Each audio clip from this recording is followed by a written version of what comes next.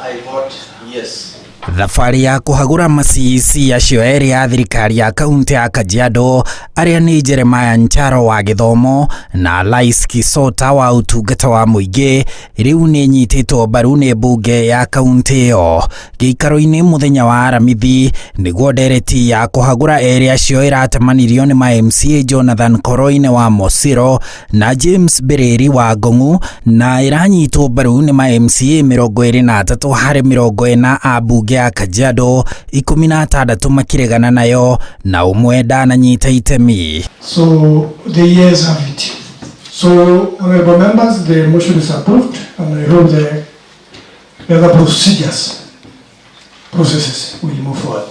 CEC wa gĩthomo Ncharo aracukirwo ũitangi wa mbeca na kũhũthĩra ofici yake ũru gũgĩtuĩka kũrĩ na riboti ya mũtari wa mathabu ĩronania ũguo. Accountability also in administration. If there is a bursary administrator that was changed and procedural, the buck stops at the CEC. So I support this motion in totality, Mr. Speaker.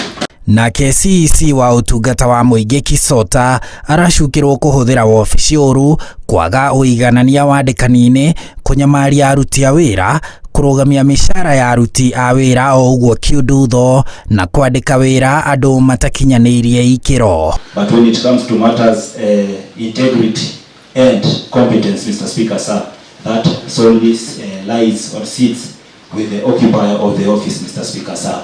Ma-MCA arĩa mararegana na ndereti ĩno maugĩte ndĩrĩ na kĩguni kũrĩ mũingĩ wa Kajiado na atĩ arĩa mamĩtemanĩtie maratongorio nĩ kamwene. This motion lacks substantial merit. It is prejudicial. I have noted a lot of energy channeled to this motion with a lot of negativity. And you see, our work is oversight, legislation. We are not doing witch hunt here.